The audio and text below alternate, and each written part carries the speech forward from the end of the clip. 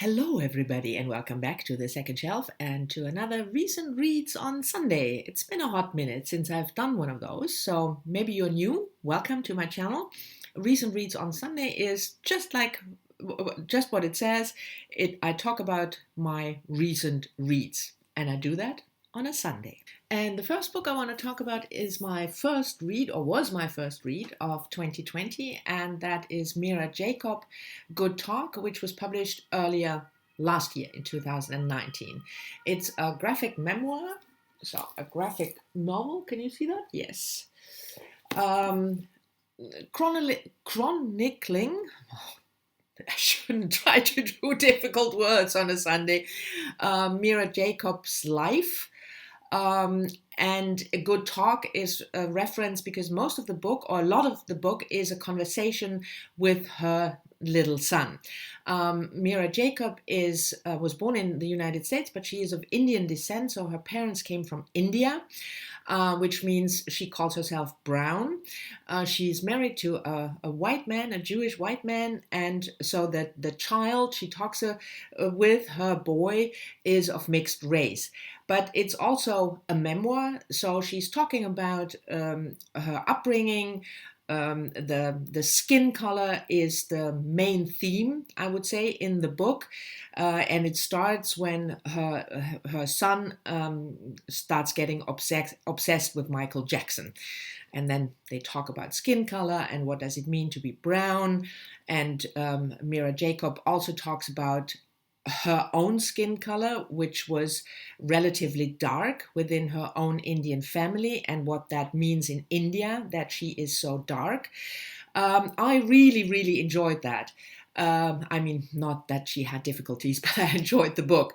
And I'm one of those people, when the first read of a year, I'm always anxious because if it's not good, then it means the whole year, the reading year, will be horrible, which of course is bullshit. But you know how that works with us reading people. So I was really happy that my first read of the year was a success. And if you haven't read it, and if you want to try a memoir written as a graphic novel, I can certainly recommend Good Talk by Mira Jacob. The next book I want to talk about is this one, Barbara Pimm, Some Tame Gazelle, first published in 1950. If you follow Sean over at Sean the Book Maniac, you've heard a lot about Barbara Pimm because she is his favorite author. But I've never read her. So I decided it's time to read my first Barbara Pimm, and this is her debut novel. I read this together with Adam over at Memento Mori, and we both really, really enjoyed it.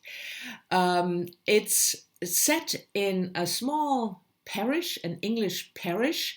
I should probably also say that Barbara Pimm was an English author and that she died in 1980. Just to give you some information. But anyway, so the novel is set in a small parish, and it centers around two middle-aged spinster sisters, Harriet, the older one, and Belinda. And it talks about, or it shows us their life in this small parish. One of the sisters has this long-term crush, quote unquote, to use this modern word, on the archdeacon of the parish, who is married.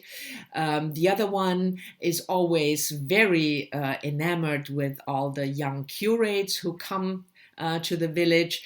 And it's just a delightful read. It's full of subtle humor. Barbara Pimm has a way with words, how she describes the sisters, but also clothing or certain events. She's quite snarky when it comes, for instance, to the archdeacon, who always complains that he has so much to do and that he has to prepare the sermon, and he's really suffering, the poor man. But what I especially enjoyed is that the snark is benevolent. So you could feel that Barbara Pimm loves her subjects, even a guy like the Archdeacon who is not a very likable character. So I love that there was a discussion of the role of females and what they could do if they don't want to marry. But that's all sort of subtext. You could just read this book and enjoy the story, but it's more than fluff. And I really, really like that. So my first Barbara Pimm was a great success, and Adam, as I said, liked it too. And we are planning on doing another buddy read, Barbara Pimm's next book, Excellent Women, sometime in the spring. Next up is Love Medicine by Louise Erdrich, first published in 1984. And I know I called Louise Erdrich a Canadian writer in an earlier video, which she is most definitely not. She's a US American writer, and this one is her debut novel, and I'm reading her work chronologically as a project for 2020, which I call Author Spotlight. So my Author Spotlight for 2020 is on Louise Erdrich, and I'm doing this project together with Terry over at Miss Terry B., who also already filmed an extensive review of this book. I will leave a link to that down below if you want to have an in-depth discussion of Love Medicine. Louise Erdrich writes about Native Americans. This is the first in her Native American series, and it's about two families, Native American families, and between, let's say, the earliest chapter is in the 1930s, and it goes all the way up to the early 1980s. It's not a book with a very defined plot. It's more that you get snippets of almost short story-like chapters set in a certain point in time and focusing on one particular character of this extensive family. So if it's more like a book, a novel written in interconnected short stories. So if you don't like that, then probably this book is not something for you. But I definitely I loved it. I thought it was extremely well written. Certainly, if you consider that it's a debut novel, I'm always impressed when a debut author can write that well already. And it shows the life and the struggles of a Native American characters. I learned a lot, certainly. I picked Louise Erdrich also because I want to know more and learn more about Native Americans and about tribal life and about their beliefs.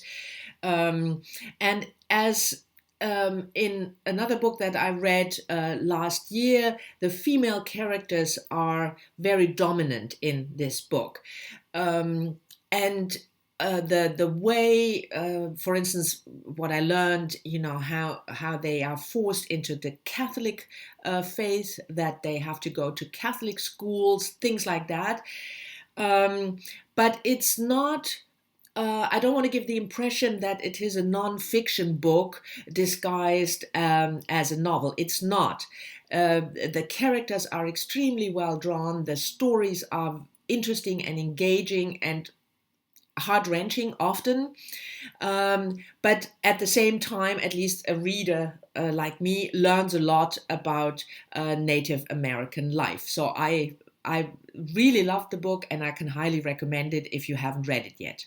The next two books and the last two books I want to talk about are both non-fiction, and they're both about the same topic. And that's a topic that I've been obsessed with ever since I started reading about it. I started reading my first book about it in December. And it's all thanks to Doris. And the topic is the Spanish flu, or the influenza pandemic of 1918-1919, which killed probably 100 million people, more than the First World War. And the pandemic spread all over the world. And I read a couple of books in December, and in January I picked up Gina Colata's book Flu, which is about the 1918 pandemic, but focusing more on the aftermath. In other words, it gives, in the first couple of chapters, an overview of what happened, how the pandemic spread, but then it focuses on the research that was done afterwards by scientists trying to figure out what caused the pandemic. That it was a virus and not a bacterium, for instance, and then the efforts of various scientists all over the world to find tissue of people who died of the influenza back then in 1918, 1919, and isolate the virus, do a DNA analysis so that future pandemics might be prevented. I found the book fascinating and interesting. Gina Kolata is a medical writer for the New York Times, and she publishes nonfiction books about medical issues. And she writes in a way that is engaging, not dry at all, and also accessible to people like me who are not medical experts. So she really tells an engaging story about this hunt for the flu virus. I really enjoyed this book, and if you're interested in a topic like that, I can highly recommend it. And the other book about the flu that I read was by Catherine Arnold, Pandemic, which was published in 2018, so 100 years after the 1918 influenza pandemic struck. Catherine Arnold is a UK historian. She writes popular history books. And what she does in this book about the flu is she gives accounts of people who lived through it, from diaries, from newspaper articles, and she goes all over the world with it. So starting in the US, but also giving accounts, first-hand accounts of people who either had the flu themselves and survived, or of people who had family members get the flu and die. So it's more a kaleidoscope of voices telling us, or at least that's the aim of the book, giving us a first-hand account of what people thought about the flu and how they experienced the flu back then. I think this is a good book as accompanying other books. I don't feel that if you're interested in the flu pandemic, want to share my obsession, please go right ahead. This shouldn't be the first book that you read, but it's really giving more of a personal account of people, which sort of colors what happened back then in 1918, 1919. So I enjoyed it as an additional read, I would say. Anyway, these were my recent reads I wanted to talk to you about. Thank you very much for watching. I hope you've enjoyed it. As always, I'm looking forward to your comments, and I'll talk to you soon in the next one. Bye-bye.